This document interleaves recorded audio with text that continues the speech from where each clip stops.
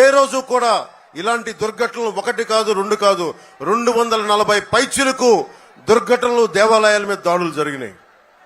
ఇది ఆపకపోతే మనలో మనం కొట్టుకునే పరిస్థితి. అపోహ, దొంగని పట్టుకోకపోతే నువ్వు చేశారా వాళ్ళు చేశారా అని చెప్పి మనలో మనం కొట్టుకునే పరిస్థితి. అందుకని ఎన్డీఏ ప్రభుత్వం బలమైన లా అండ్ ఆర్డర్ ని మీకు తీసుకొస్తుంది.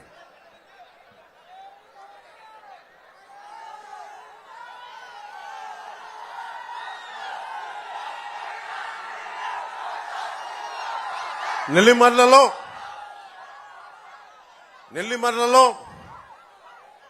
మనకి వైజాగ్ చాలా కీలకమైన స్థలం. ఇది చాలా కీలకమైన ప్రాంతం. మీకు తెలుసు ఋషికొండని ఎంత బోడిగుండు చేశారో. నెల్లిమర్ల కన్నీరు చూడగలిగే వాళ్ళకి అర్థమవుతా ఉంటది. భోగాపురం ఆనుకుని ఉన్న ఒక స్ట్రాటజిక్ లొకేషన్ నెల్లిమర్ల. ఆ నెల్లిమర్లకి ఎవరైనా సరే చూడండి, ఉత్తరాంధ్ర నుంచి వైసీపీ నాయకులు అందరూ ఎక్కడి నుంచి వచ్చినా సరే ఇక్కడ కూర్చొని ఉత్తరాంధ్రాన్ని దోపిడీ చేద్దాం, ఇక్కడ ప్రకృతి వనరులను దోచేద్దామన్న దృష్టితో ఉంటారు. ఇక్కడ స్థానికంగా ఒక్కరికి కూడా ఇందాక మన బంగారాజు గారు చెప్పినట్టుగా స్థానికులకి నేల లేకుండా పోతా ఉంది. స్థానికులకి మనకు ఒక పొలం కొనుక్కోవాలంటే అందుబాటులో లేని పరిస్థితికి వచ్చింది. దీనికి ముఖ్యంగా వైఎస్ జగన్ చేసిన దోపిడీ, అడ్డగోలుగా వేలాది ఎకరాలు అడ్డగోలుగా కొనేసి రేపు పొద్దున మీకు ఇల్లు కట్టుకోవాలనుకున్న స్థలం దొరకని పరిస్థితి. ఈ నేలలో పుట్టి ఇక్కడ పెరిగి ఒక ఇల్లు కొనుక్కోవాలంటే మనకు లేని పరిస్థితి. ఇది మారాలి అంటే తెలుగుదేశం, జనసేన, భారతీయ జనతా పార్టీ కూటమి రావాలి.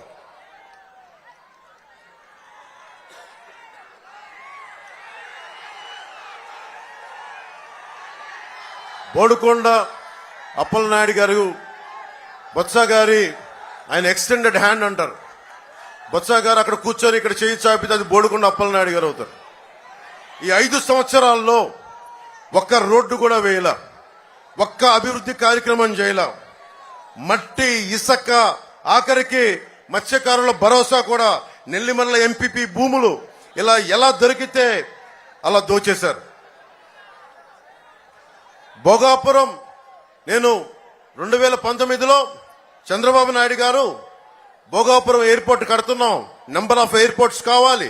అటు కర్నూలు ఎయిర్పోర్ట్ ప్రారంభమైన తర్వాత భోగాపురం ఎయిర్పోర్ట్ అంటే నా దృష్టికి ఒకటే వచ్చింది, ఈ భూముల్ని అడ్డగోలుగా కొంతమంది చేస్తారు. ఇక్కడికి వచ్చినప్పుడు నేను భూముల్లో అవకతవకలు అడిగాను తప్ప, మనకి వైఎస్ జగన్ చెప్పింది ఏంటంటే అసలు వైజాగ్ ఎయిర్పోర్ట్లోనే ఈగలు తొలుకునే ఎయిర్పోర్ట్ ఇంకొక ఎయిర్పోర్ట్ ఎందుకు అవసరమని. అంటే ఒక మాట మనిషి చెప్పినప్పుడు ప్రతిపక్షంలో అందరూ ఏమనుకుంటారు, నిజమే అనకారణంగా చేస్తారని అనుకుంటారు కదా. అలాగే ప్రతిపక్షంలో ఉండగా జగన్ అన్న మాటలు ఎగ్జాక్ట్ గా ఇవి. వైజాగ్ ఎయిర్పోర్ట్ లో ఈగలు తోలుకుంటుంటే ఈ భోగాపురం ఎయిర్పోర్ట్ అవసరమా అన్న వ్యక్తి అధికారంలోకి వచ్చాక మళ్ళీ మొదలు పెట్టాడు. భోగాపురం ఎయిర్పోర్ట్ క్యాన్సిల్ అయ్యిందని చెప్పాడు, ఇన్సైడర్ ట్రేడింగ్ జరిగిందని చెప్పాడు. భూములు ధరలు పడిపోయేలా చేసిన తర్వాత మళ్ళీ ఆ భూములు తన చేజిక్కించుకొని మళ్ళీ వాళ్ళందరి బినామీలు వచ్చి ఈ భూముల మీద పడ్డారు. అమ్మినోడి దగ్గర అమ్మినట్టుగా కొనేశారు, అమ్మని వాడి మీద దౌర్జన్యం చేశారు. మొత్తం భూములు చేతుల్లోకి తీసుకున్నాక మళ్ళీ చెల్లికి మళ్ళీ పెళ్లినట్టుగా చంద్రబాబు గారు ఏ స్థలంలో ఎయిర్పోర్ట్ శంకుస్థాపన చేశారో అదే ఎయిర్పోర్ట్ లో మళ్ళీ భూముల రేట్లు పెంచి మళ్ళీ అక్కడే కూర్చొని శంకుస్థాపన చేశాడు. భూమి మిగలలేదు, డబ్బులు రాలేదు. ఇలాంటి ద్వంద్వ నీతి. మనకి రాజధాని ఏమో అమరావతికి 35,000 కాదు 50,000 ఎకరాలు కావాలని చెప్పిన వ్యక్తి 3 రాజధానులు అని చెప్పాడు. ఉత్తరాంధ్ర వెనకబడిపోతుందని చెప్పాడు. ఎయిర్పోర్ట్ లో మనకి ఈ రోజుకి రాజధాని లేదు. ప్రతిపక్షంలో ఉండగా ఆ భూములు ఏమైపోయిన పోరాటం చేసి నటించాడు. ఇప్పుడు భూమి ఆ నిర్వాసితులు డబ్బులు 2 దోచేశారు. ఎయిర్పోర్ట్స్ అథారిటీ ఇండియాకి ఇవ్వాలి, ఎయిర్పోర్ట్స్ ఆఫ్ అథారిటీ ఆఫ్ ఇండియాకి ఇవ్వాలి అని అన్న వ్యక్తి జిఎంఆర్కి ఇచ్చేశారు. మళ్ళీ ఏదైతే చంద్రబాబు గారు జిఎంఆర్కి ఇచ్చారో మళ్ళీ అది తప్పని చెప్పి ఆ రోజు చెప్పిన వ్యక్తి, రివర్స్ టెండరింగ్ అని చెప్పిన వ్యక్తి మళ్ళీ ఈ రోజున అధికారంలోకి వచ్చి మళ్ళీ అదే జిఎంఆర్ సంస్థకి ఇచ్చాడు. ఇలా తలతిక్క పనులు ఏమంటామంటే నవనందులు చేసే పనులు అంటాం. మగధ రాజ్యంలో చాణక్యుడు, చంద్రగుప్తులు ఏలిన కాలంలో నవనందులనే ఉండేవాళ్ళు.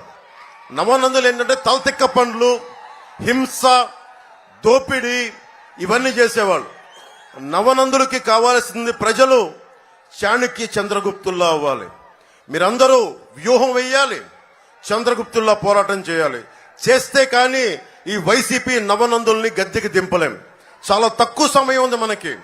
ఇన్ని సంవత్సరాలు బలంగా రోడ్ల మీద తిరిగాం, దెబ్బలు తిన్నాం, తిట్లు తిన్నాం, నానా మాటలు అనిపించుకున్నాం. ఎప్పుడు ఇంట్లో నుంచి బయటికి రాని మా ఇంటి ఆడపడుచులను కూడా తిట్టించుకున్నాం. అదంతా మీ భవిష్యత్తు కోసం మేము మాటలు పడ్డాం.